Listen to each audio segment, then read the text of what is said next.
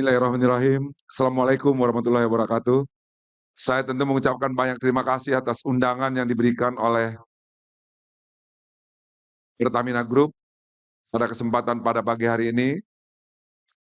Dan ini satu kesempatan yang luar biasa dan hanya dilakukan oleh Pertamina. Tepuk tangan dong buat untuk Pertamina. Tetapi memang sulit untuk berbicara setelah para orang-orang hebat berbicara. Tadi kita lihat bagaimana strukturnya pemaparan dari Pak Agung. Saya sangat apresiasi Pak Agung, saya sangat suka orang yang melakukan pendekatan secara komprehensif, structure, dan ada dasar berpikirnya. Karena kalau kita, banyakkan kita kalau dasar berpikirnya tidak kuat, kecenderungan kita melakukan sesuatu itu keliru. Saya tipikal orang yang sangat structure, sangat melakukan pendekatan yang komprehensif di dalam mengambil satu keputusan. Saya tidak suka dengan feeling, perasaan saya ini menjadi lebih bagus dan lain sebagainya. Makanya memang dalam melakukan setiap putusan, kita harus mengkaji, memastikan, melakukan benchmarking, melihat best practice di industrinya. Ya, tadi kan sangat clear yang disampaikan oleh Pak Agung. Begitu juga Pak Simon, tadi menyampaikan dengan cukup clear dan sangat jelas ke arah mana Pertamina akan dibawa, dan apa message penting dari kehadiran Pertamina bagi negara dan bagi rakyat Indonesia tentunya. Begitu juga dengan Pak Komut. Bapak Ibu sekalian, sebelum nanti saya masuk ke dalam streamlining, kenapa streamlining dilakukan, saya ingin mengingatkan satu hal pada kesempatan yang baik ini. Bahwa kita semua yang ada di dalam ruangan ini adalah pegawai negara. Kita adalah bagian daripada pemerintah. Karena itu pemahaman kita, setiap langkah yang dilakukan oleh pemerintah, seharusnya kita juga menjadi orang terdepan yang memiliki pemahaman. Hari ini banyak sekali Bapak Ibu sekalian, kita melihat di sosial media, banyak sekali orang meragukan setiap program yang dilakukan oleh pemerintah. Karena itu sebagai bagian daripada pemerintah, saya betul-betul mengharapkan seluruh insan BUMN mampu memberikan klarifikasi dan menjelaskan kenapa itu dilakukan oleh pemerintah. Tidak mungkin satu pemerintah, apalagi dengan dipimpin oleh Bapak Presiden Prabowo yang mau mengorbankan hidupnya untuk negara melakukan sesuatu yang tidak baik. Jadi adalah penting bagi kita memahami sebelum nanti, termasuk streamlining adalah sesuatu yang diharapkan oleh Bapak Presiden Prabowo di awal masa pemerintahan Bapak Presiden Prabowo. Bapak Ibu sekalian, ada 3 yang selalu saya sampaikan dalam setiap kesempatan, program unggulan yang menjadi dasar berpikir kenapa munculnya program-program yang dijalankan oleh pemerintah pada hari ini. Yang pertama adalah keyakinan kita bahwa sebuah negara yang berdaulat itu adalah negara yang memiliki kemampuan untuk berdiri sendiri, terutama sekali di bidang pangan. Nah, lalu banyak yang menyatakan bahwa itu, ya kita sering mendengar bahwa swasembada itu bohong, ya tidak mungkin kita hari ini swasembada. Oh, itu kan adanya di tempat saya, Bulog itu kan di tempat saya, orang barangnya ada. Coba, ya. Kita masih membangun gudang hari ini, bahkan kita kekurangan gudang. Kita menyewa gudang. Tapi kenapa itu dilakukan Bapak Ibu sekalian? Karena kita yakin negara yang berdaulat itu dia harus memiliki ketahanan pangan. Setuju nggak kita? Kita berbicara dulu dasar berpikirnya sebelum kita jam kepada programnya. Tetapi banyak orang berpikirnya itu menghujatnya adalah programnya. Lalu untuk mewujudkan itu apa yang kita lakukan? Nomor 1, kita melakukan pencetakan sawah baru. Ada barangnya, ada orang di tempat saya, bagaimana nggak ada, ya. Dinas Pangan mencetak sawah di beberapa tempat dan banyak yang sudah kita cetak. Kenapa kita lakukan itu? Karena memang selama ini sawah itu banyak dikonversi. Ada undang-undang untuk memprotek itu, ada. Bapak Presiden sekarang melakukan bahwa tidak boleh lagi dikonversi sawah itu menjadi bangunan atau dan lain sebagainya. Itu pun kita minta diganti kalau mereka harus melakukan konversi di sawah kita. Tujuannya apa? Memastikan bahwa generasi berikutnya itu negara kita memiliki kemampuan di bidang pangan. Apalagi programnya kita melakukan irigasi, memperbanyak irigasi. Lalu apalagi? Menurunkan harga pupuk dan merubah distribution models-nya. Terlihat nggak? Terlihat nyata. Hari ini 20% harga pupuk turun. Kenapa? Kita rubah bisnis modelnya dan kita rubah juga distribution modelnya. Dulu sebelum saya masuk di BUMN itu yang namanya pupuk itu namanya cost plus. Seluruh COGS-nya itu ditambah margin. Itulah keuntungannya, semakin gede, semakin besar biayanya, semakin untung pupuknya. Jadi kalau cost-nya COGS, labanya pupuk itu COGS plus margin. Mereka nggak peduli mau harganya berapa, semakin tinggi semakin baik buat mereka. Karena plus margin. Kita rubah modelnya. Saya datang ke DPR, saya presentasi ke DPR, saya minta untuk dilakukan perubahan menjadi mark to market. Mark to market itu floating sesuai dengan harga pupuk. Dan kalau pemerintah melakukan intervensi adalah selisih yang akan ditanggung oleh pemerintah. Akibatnya apa? Kita mampu menurunkan harga pupuk dan membangun pabrik pupuk baru. Kita rubah juga distribution modelsnya.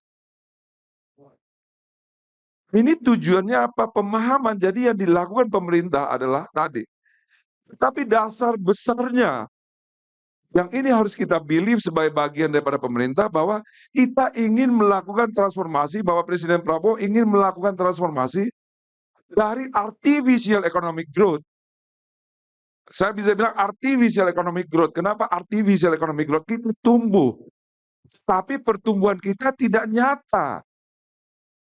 Tingkat kemiskinan kita bertambah, kelas menengah kita menurun, Gini rasio kita melebar.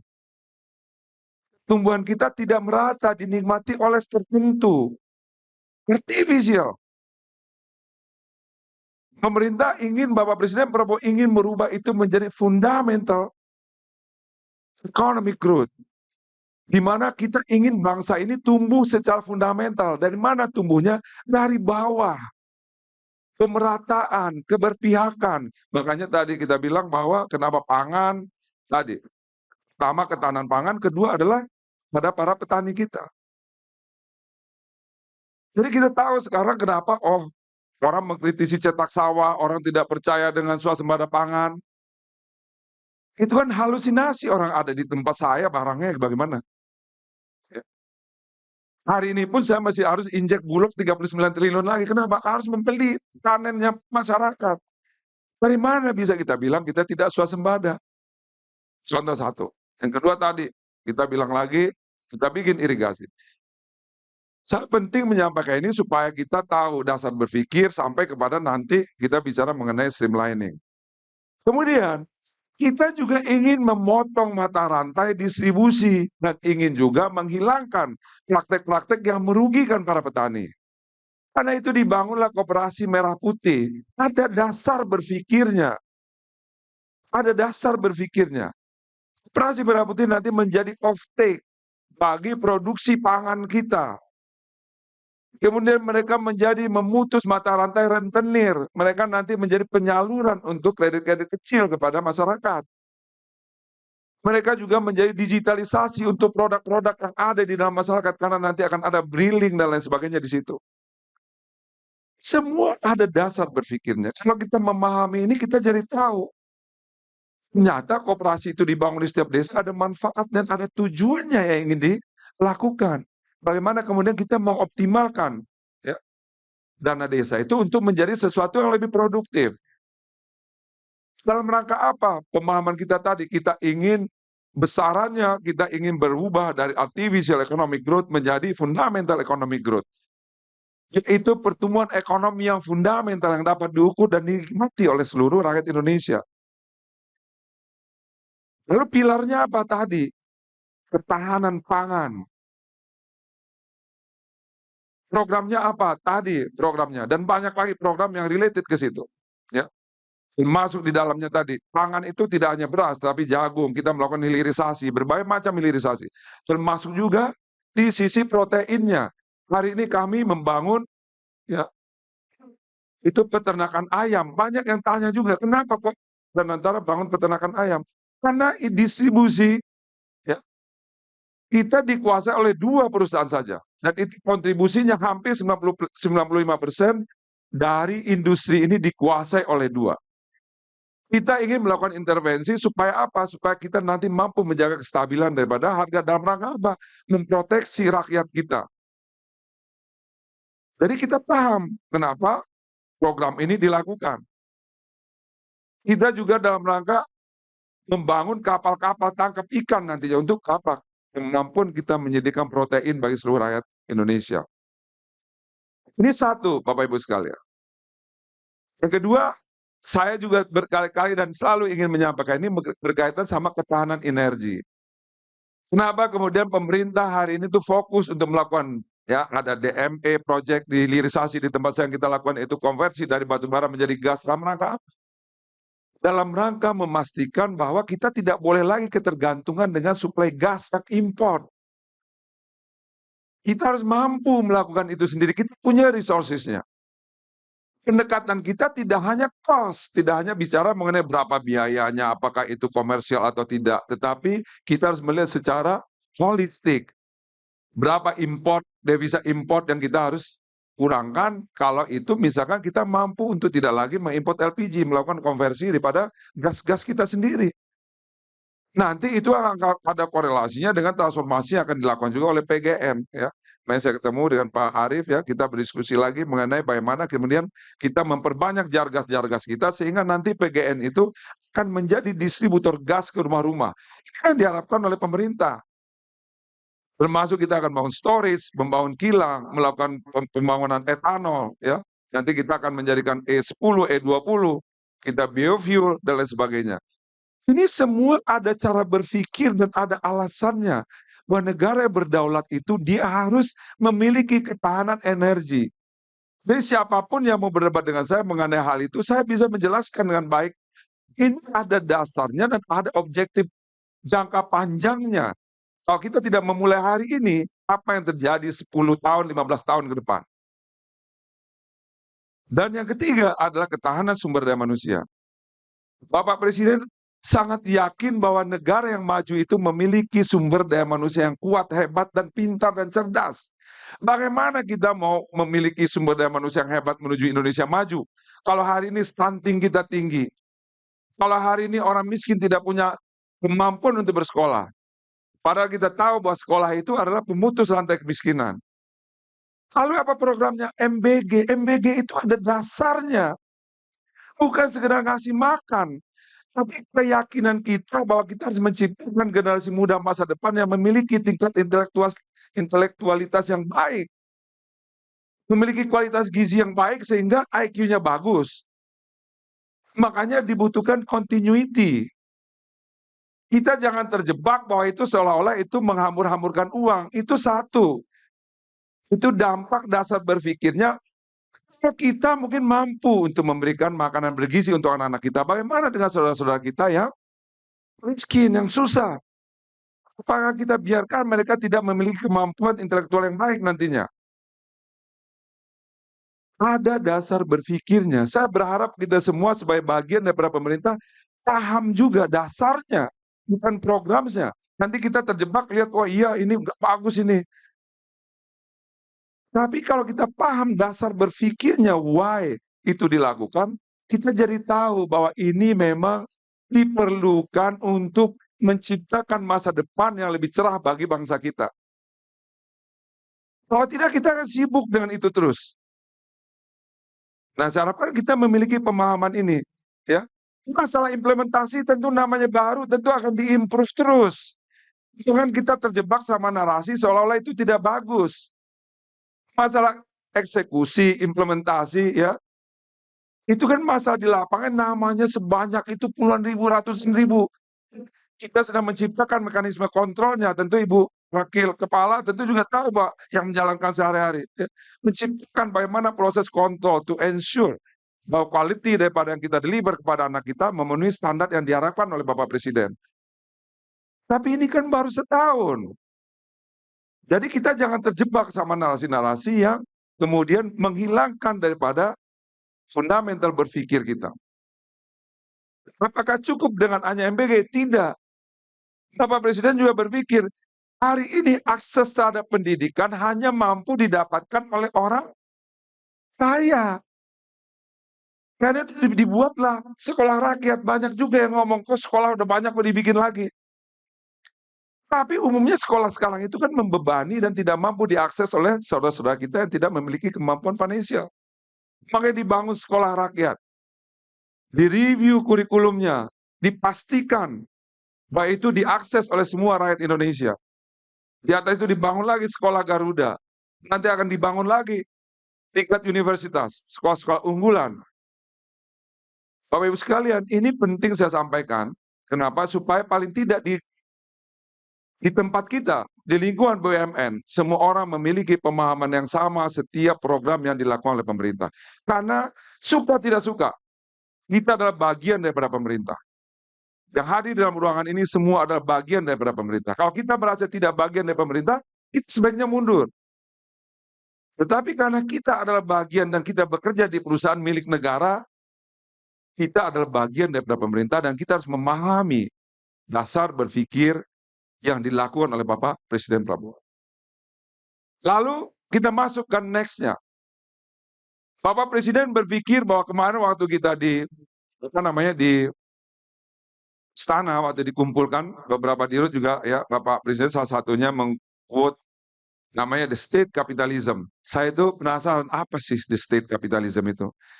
Kemudian saya baru berpikir, membaca, mencari tahu bahwa memang ada dasar berpikirnya. Kebanyakan negara hari ini itu ada dikotomi antara free market mechanism dan state capitalism.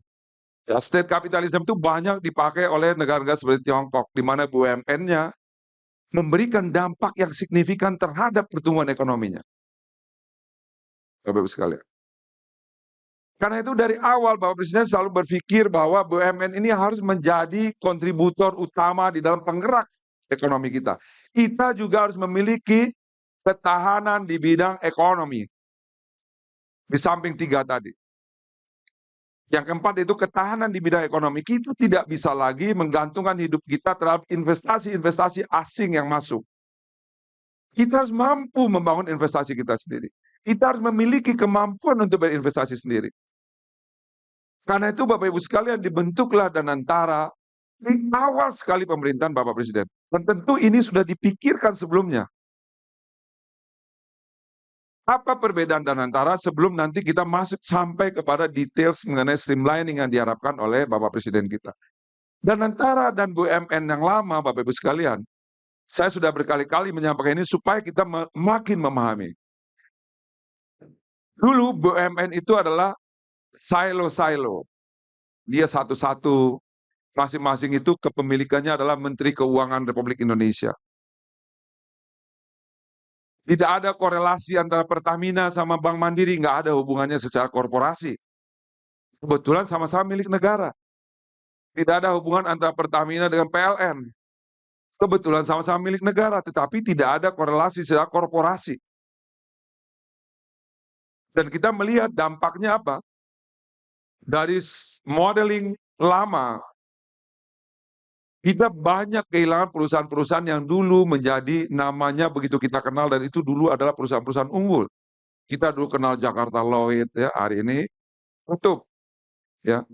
Kita tahu dulu kalau kita yang sekolah di Bandung ya, kita kalau keluar Mama Toha itu sebelah kanan kita lihat gedung paling bagus dulu namanya gedung PT Inti. Kita lihat kan wah ini udah masuk Bandung nih. Kita kalau keluar hari ini mau tutup, Pak. Dan itu ratusan. Di PPA ada 22 perusahaan yang dulu namanya terkenal kemudian tutup. Kenapa? Karena kesulitan keuangan mereka tidak bisa dilakukan perbaikan dengan mengambil dividennya Bank Mandiri. Karena nggak ada hubungannya.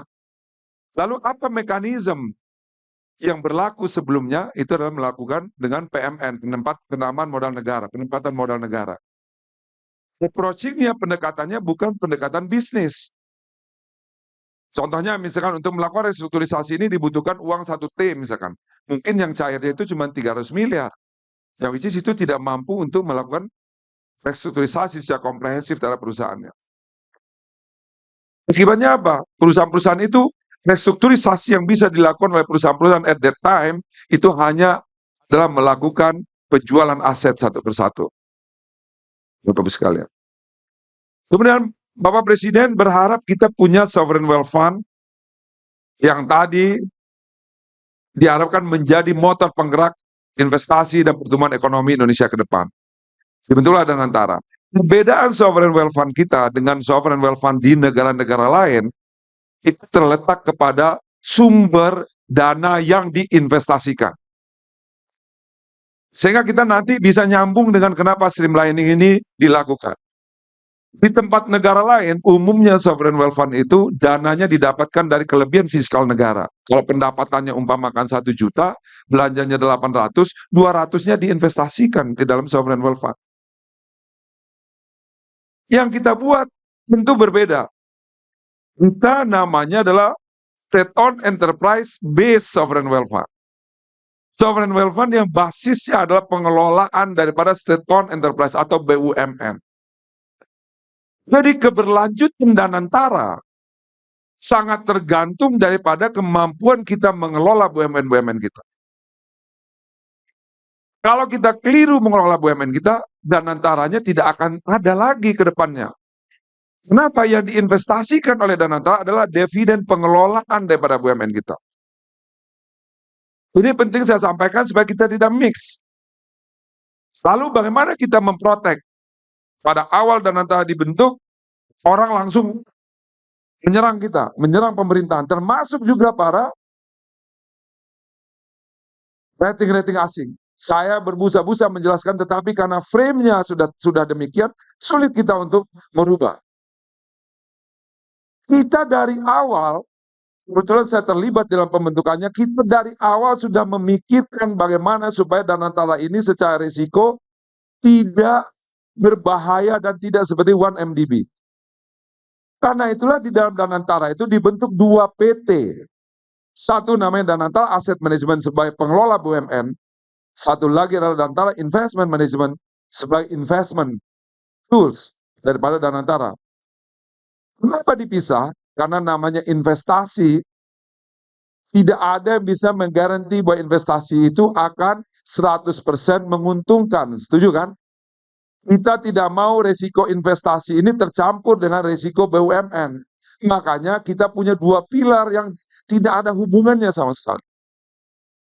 Pak Pandu hanya menginvestasikan kalau saya kasih dividen ke dia.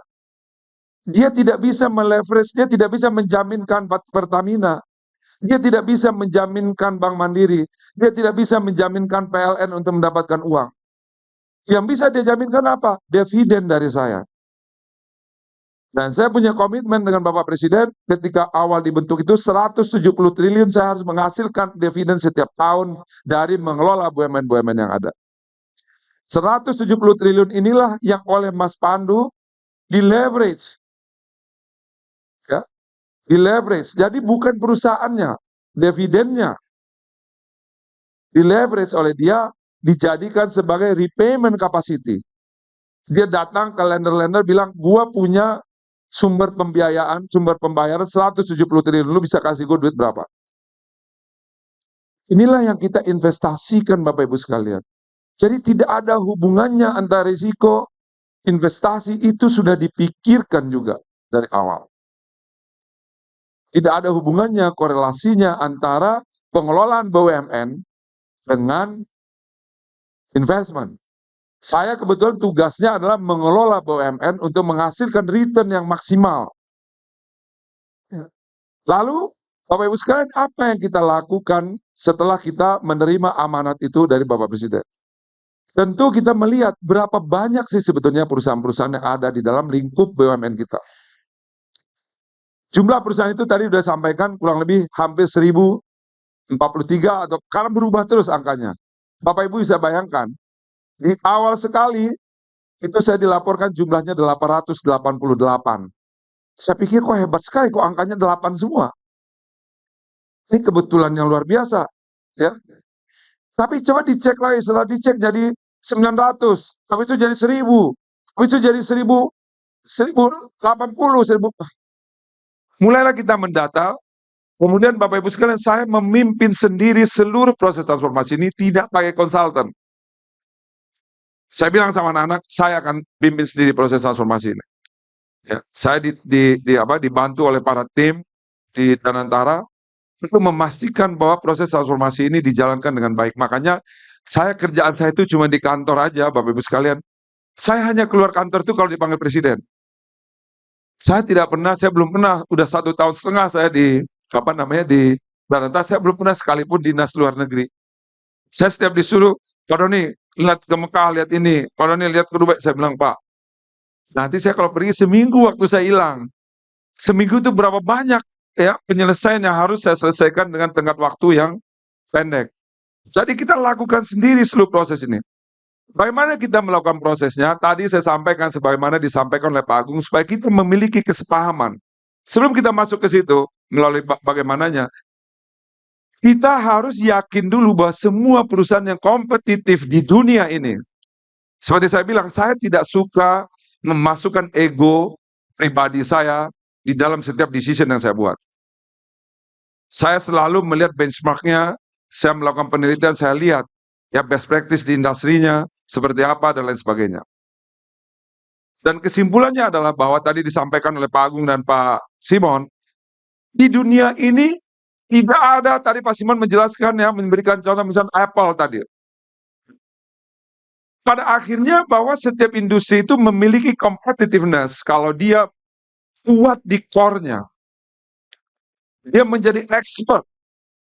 Dia punya skill. Dia punya organization yang baik. Dia memiliki orang-orang yang luar biasa karena memang mereka balik ke core-nya, core bisnisnya. Dan kita tahu bahwa di dalam BUMN itu tidak ada satupun bisnis kita yang tidak ada benchmark-nya. Semua ada best practice-nya. Lalu kita lakukan yang pertama, saya bilang sama tim, nomor 1, kita melakukan review seluruh perusahaan kita. Kita sebut namanya fundamental business review. Satu persatu kita masukkan dan saya bikin matriksnya. Apa yang direview, Pak? Nomor 1. Pertama adalah kita harus punya barometer benchmark-nya. Kita lihat global best practice-nya. Karena tidak ada, kita masuk yang tidak ada industrinya, termasuk oil and gas. Oil and gas itu sudah ada best practice di industrinya. Kita lihat global benchmark-nya. Kita put, ini perusahaan yang kita jadikan sebagai global benchmarking-nya. Apanya yang kita benchmark? Nomor 1 adalah bisnis modelnya. Apa sih bisnis model daripada mereka? Nomor 2 adalah revenue stream-nya. Karena kalau bisnis modelnya sudah benar, belum tentu revenue stream-nya kita sama dengan mereka. Yang ketiga, revenue composition-nya. Kalau revenue stream-nya sama, belum tentu revenue composition kita sama. Contohnya misalnya di airport business. Global benchmark kita bilang bahwa yang namanya non-aero revenue itu kontribusinya lebih besar daripada aero revenue. Non-aero revenue datangnya dari mana? Dari retail dan properti. Lalu kita cek. Lalu benchmark kita untuk retail itu seperti apa? Kita lihat benchmarknya bahwa itu menghitung average spending per pax.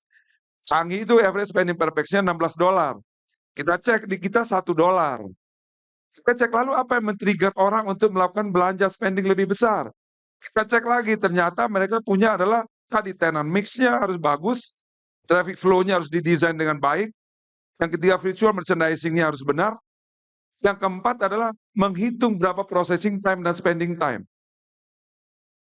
Kita masukkan, ternyata bahwa orang rata-rata average length of stay orang di airport Changi itu adalah 2,5 jam. Kita average spending, average length of stay di airport kita di Soekarno-Hatta itu 1 jam 20 menit. 1 jam 20 menit itu habis untuk boardingnya aja udah 45 menit. Processing time-nya sehingga tinggal waktu 2 menit untuk orang berbelanja. Akibatnya apa? Average spending per pax-nya rendah. Lalu kenapa orang tidak betah datang ke bandara Soekarno-Hatta? Ternyata karena AC-nya panas. Kedua, merchant-nya nggak jelas, tenannya nggak jelas. 3, di check-in counter-nya lama. Makanya kita lakukan transformasi di bandara kita. Pertama, AC-nya sekarang dingin, tenannya bagus, fit out-nya bagus, virtual merchandising-nya bagus, dan alhamdulillah sekarang average spending per pax kita naik dari $1 menjadi $4. Jadi kita lakukan benchmark-nya satu persatu. Tadi, itu adalah revenue composition. Begitu juga di kereta api kita. 99% pendapatan kita revenue stream-nya sudah benar. Dari passengers, cargo, dan other income.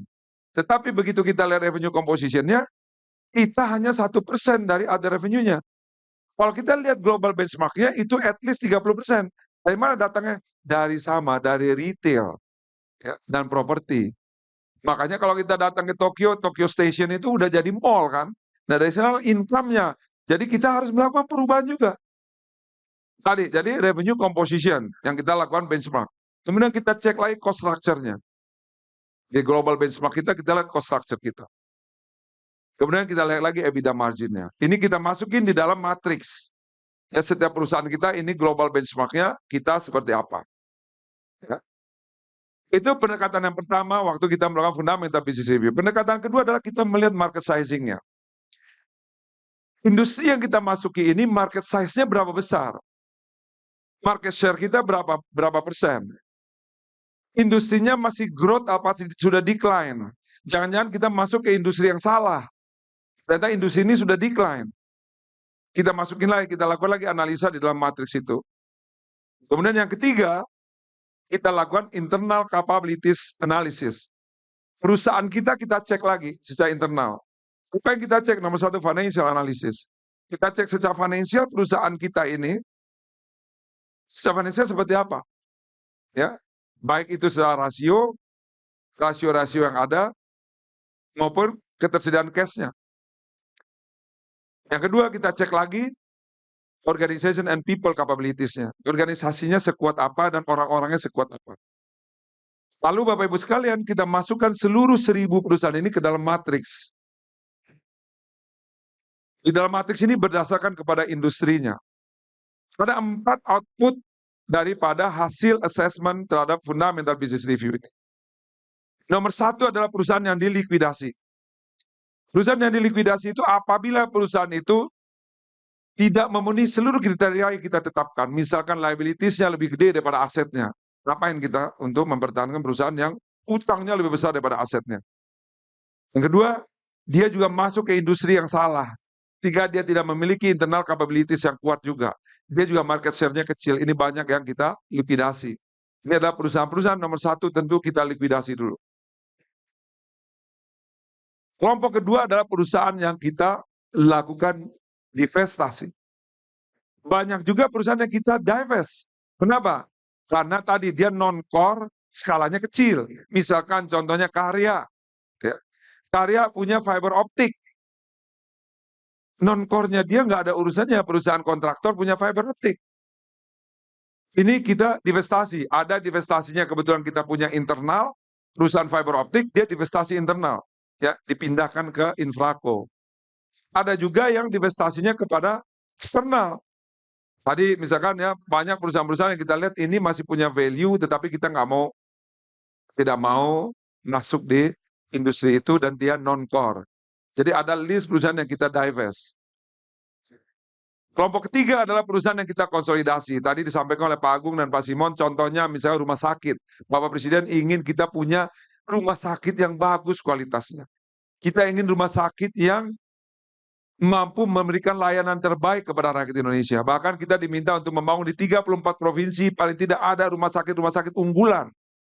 Untuk menghindari dan menghilangkan banyaknya devisa outflow kita, karena orang berobat. Karena ketidakpercayaan terhadap rumah sakit kita. Karena itu kita lakukan konsolidasi bisnisnya.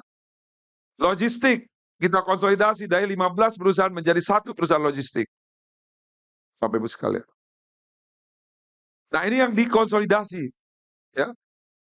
Kemarin kita selesai melakukan juga konsolidasi daripada perusahaan asset management kita. Dari 4 menjadi 1. Tapi dia menjadi skalanya menjadi besar, dan menjadi lebih kompetitif dan memiliki market share sekarang terbesar di Indonesia. Nah ini yang dikonsolidasi, dan yang terakhir adalah direstrukturisasi. Kimia Farma, Bapak Ibu tahu, Kimia Farma itu waktu kita ambil alih, kita punya 1000 lebih apotek tidak punya inventory management. Dia nggak tahu itu obatnya ada apa aja di situ dan sebagainya. Sehingga kita ditipu 1,5 triliun. Ya. Yaitu inventory yang digelembungkan. Posisi negatif, ya, tahun 2024 itu membukukan negatif kurang lebih 600 miliar. 2025 setelah kita lakukan restrukturisasi dan pengawasan ketat, kita berhasil membuka EBITDA positif kurang lebih 300 miliar. Tapi buat saya itu adalah kita berhasil melakukan transformasi. Begitu juga Garuda Indonesia. Banyak orang tanya kok injek Garuda Indonesia diinjek kok rugi. Mereka lupa bahwa kita injek itu kita lakukan Desember tahun 2025.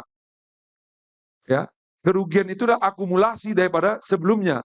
Tapi kalau mau lihat berhasil atau tidaknya, kita lihat kuartal 1 2026. Kita berhasil meningkatkan tadinya grounded fleet-nya, aircraft grounded-nya itu 38 di Citylink, sekarang sudah hidup semua. Jadi kita pastikan bahwa apa yang diamanatkan oleh Bapak Presiden itu kita pastikan kita jalankan dengan sangat baik. Dan saya juga sangat happy kemarin ketemu dengan Jasa Marga dan Mandiri.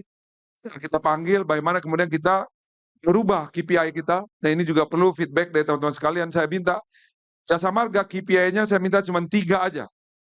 Selain financial itu akibat aja. Yang satu adalah kualitas daripada rest area kita. Saya tidak mau karena itu mencerminkan kualitas peradaban kita.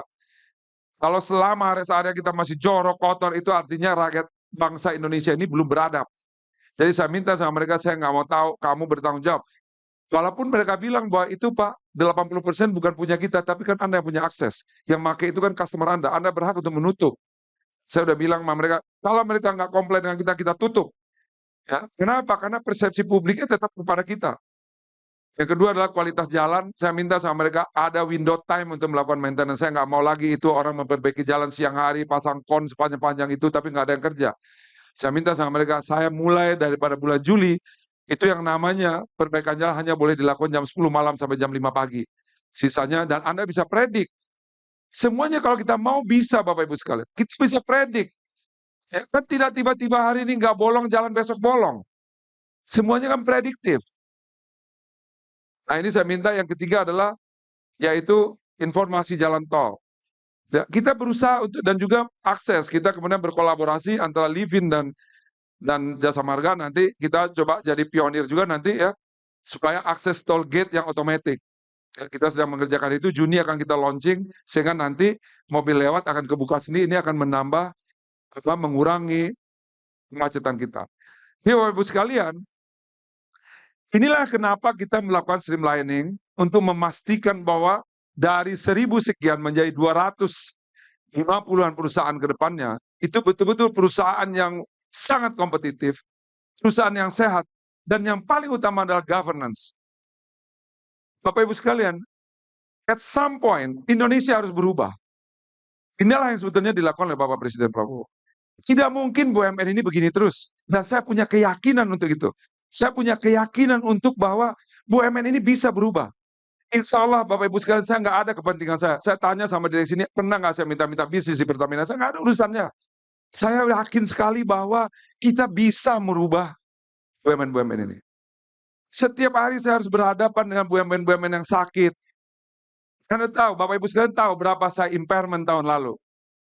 Hampir 100 triliun. Hampir 100 triliun. Pembukuan, pencatatan buku yang keliru, aset yang tidak benar, transaksi fiktif, dan sebagainya. Dan saya panggil itu semua KAP, 17 KAP terbesar itu saya panggil mereka semua, saya bilang sama mereka. Saya sampai nangis di depan seluruh KAP itu, Anda tanya sama KAP itu. Saya bilang, kalau saya tidak bisa percaya sama kalian, sama siapa lagi saya bisa percaya? Kalian kan independen. Itu terjadi hari ini dengan Telkom. Kita harus melakukan impairment, tidak bisa atas transaksi fiktif dan transaksi lainnya, karena KAP-nya sama. Jadi, saya cuma minta kepada kita yang dalam ruangan ini, kita harus believe bahwa kita harus meninggalkan sesuatu yang baik, dan kita yakin kita mampu. Saya yakin betul kita bisa melakukan transformasi ini. Satu persatu kita bereskan, satu persatu kita bereskan. Ya. Dan kita tidak ingin lagi ini terulang ke depannya. Makanya governance itu begitu penting buat kita. Dan saya sangat bahagia melihat Pertamina termasuk yang paling leading di dalam melakukan streamlining ini. Dengan pendekatan yang komprehensif. Kalau yang lain saya mesti turun tangan, dan itu pun mereka di bawah, ya biasalah. Pasti kalau istilahnya Pak Presiden itu deep state ya. Mereka memutar-mutar terus ya kan, supaya bagaimana nggak ditutup. Ya. Karena bayangkan ada perusahaan di perusahaan kita, bikin anak perusahaan hanya khusus untuk beli BBM. Tapi beli BBM-nya nggak langsung ke kita, lewat vendor dulu, vendornya baru ke Pertamina. Coba. Dan terakhir saya sampaikan bahwa impact daripada streamlining ini direct, ya, direct. Nomor satu adalah total akumulasi loss tadi yang disampaikan oleh Pak Simon, total akumulasi loss seluruh BUMN yang rugi itu 20 triliun setiap tahun. Itu akumulasi kumpulan dari net income rugi itu kita kumpulkan jumlahnya 20 triliun. Inefisiensi yang terjadi, layering transaction, intercompany transaction, itu kurang lebih 30 triliun. Minggu lalu saya diskusi dengan Pak Ega menyampaikan dari hasil kita melakukan merger di downstream aja, kita sudah menghemat 400 juta US dollar. 400 juta US dollar itu hampir 8 triliun Bapak Ibu sekalian. Itu baru sampai hari ini dan mungkin akan banyak lagi. Ya. Efisiensi yang kita dapatkan dari proses streamlining yang kita lakukan. Sehingga apa yang dipikirkan oleh Bapak Presiden kita, beliau ingin bahwa ini menjadi 300. Tentu dia sudah observe sebelumnya. Tugas saya hanya mengeksekusi dan memastikan bahwa eksekusi itu dijalankan dengan baik. Dan itu tugas kita semua. Visinya sudah dibuat. Saya tidak mau lagi ada orang yang tidak sejalan dengan kita. Karena visinya sudah dibuat oleh Bapak Presiden, tugas kita hanya mengeksekusi, memastikan bahwa visi ini dijalankan dengan baik, dan meninggalkan perusahaan-perusahaan BUMN yang kedepannya bisa kita wariskan untuk generasi berikutnya. Salah satu itu yang bisa saya sampaikan. Sekali lagi saya berterima kasih kepada Pak Simon, Pak Komut, dan juga Mas Agung, dan seluruh direksi dan komisaris PT Pertamina Group. Insya Allah mudah-mudahan kalau ikhtiar kita baik dan benar, kita melakukan ini dengan keyakinan penuh bahwa kita mampu menjalankan amanah ini untuk menjadikan BUMN-BUMN yang sehat, BUMN-BUMN yang kuat, dan BUMN yang menjadi motor bagi pembangunan Indonesia ke depan. Insya Allah tentu Tuhan akan memberkati kita semua. Terima kasih. Assalamualaikum warahmatullahi wabarakatuh.